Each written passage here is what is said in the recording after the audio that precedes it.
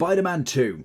Everybody's anticipating and everybody wants to know the new information. So we are yet to find any sort of gameplay since the previous intro, trailer, all of that good stuff. We managed to have a few things confirmed and also some speculation around the game.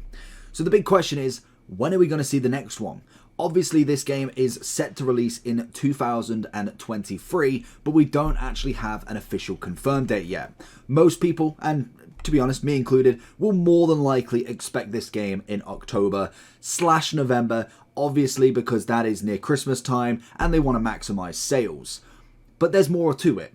So if we look at the previous stuff, we expect a showcase of some kind from Sony to be able to reveal all of their plans for the next, say, 10 to 12 months. It's a pretty standard thing, with obviously E3 losing a little bit of its touch, to be honest. It's not necessarily got the monopoly on releasing all of the new AAA games. That predominantly now is done by individual companies. Nintendo's got Legends of Zelda to do. We have Microsoft, which they've got quite a few coming out, and in general you find that each kind of console has its own sort of merit. Sony, more than likely, with the fact that Spider-Man's probably their biggest project of this year. Wolverine, I don't believe, is coming out until next year. You'll find that Spider-Man is their number one. There is Final Fantasy 16. Personally, not really been a big fan of it, so I can imagine personally, if we're looking at titles and who's going to be selling the most, I'd imagine on Sony's list, Spider-Man 2 is going to be number one. But also from a showcase, we could also see potential news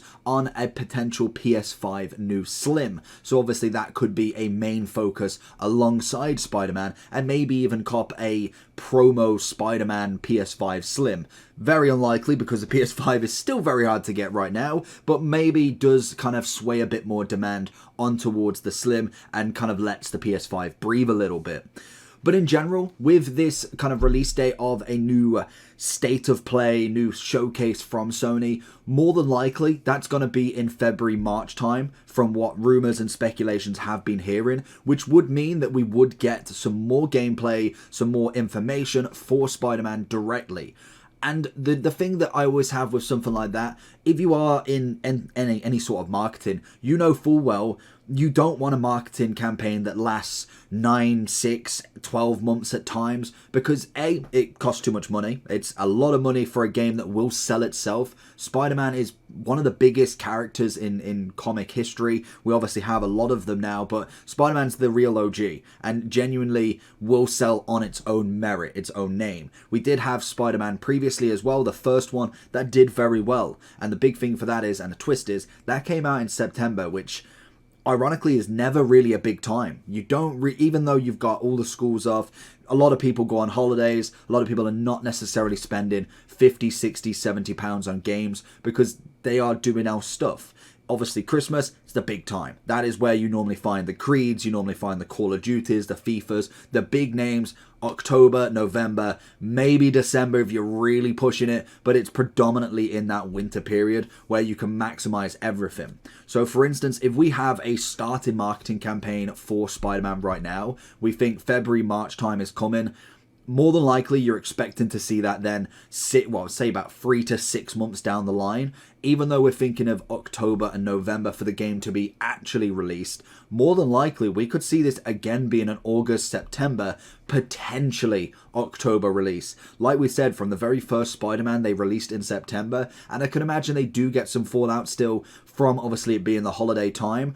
But can the game carry itself over? Personally, I haven't got the records of how Spider-Man 1 did in terms of sales, but that could be an interesting point, that maybe a marketing campaign for 3 to 6 months, for instance, 6 months being the longest you'd really want to put out for, because you don't want the burnout. You don't want people getting all of this information, say March time, say very early March, and then having to wait almost 8 months until the game's actually released. You're going to have to provide so much gameplay, you're going to have to surprise so much information that people don't want. We want to play the game, we want to get it in our hands, and that's it. In terms of gameplay, you don't want to give away too much of the story, you don't want to give away too much of actually what's going to happen throughout, but that is where an August, September could really fill in the spot. So that will be interesting to see in, well, probably I'd say February, more than likely, as that is going to be a big punch to get to. You want to make sure that they're out straight away off the run-ins,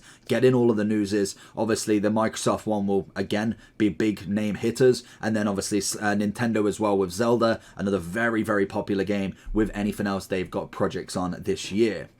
But a big thing, what we've got confirmed already, we've already got Venom and Kraven the Hunter already confirmed are going to be two villains from the first gameplay exclusive that we found. And then also it has been confirmed that you are going to be playing as Peter Parker and Miles. So far they are the only two characters done, and it'll be very interesting to see how they progress with this two story or two player story mode, because it's never happened before. And I can imagine if we're going to take any example of kind of multiple story people, I'd imagine it'd be very much like a GTA 5. As you progress through the story, you kind of bounce from one character to the other, and you kind of complete the story in coalition with each other. Maybe they are in totally different stories, or maybe they kind of overlap at times. That's something we won't know just yet. Hopefully that will be more clear with the state of play, but it'd be very interesting to see how that would work. And the big thing, I think, in terms of Spider-Man news, most definitely is going to be co-op. We've seen Spider-Man kind of been tested with co-op, mainly from a leaked asset from the game file, but unfortunately was kind of taken away. So maybe they were testing this, and it would make a lot of sense to possibly bring some sort of co-op into the game, purely for the fact that if you have got two characters, it would be very, very cool if you could play a co-op two-player story or just open world. It would be very interesting to see that work together. But I think in general, that is mainly all of the information we've got right now. February and March is when we are anticipating the big showcase from Spider-Man, and most definitely we will cover all of the information going forward there. And in general, we're just very hyped for Spider-Man. The graphics, everything look absolutely insane, and I think the game has got potential to be, again, another massive AAA game. Other than that, I think in general, we've got a lot of information so far, but once we get that exclusive gameplay from the state of play and all of that showcase, I think we definitely could be looking at a very, very big game that could be coming earlier than we think.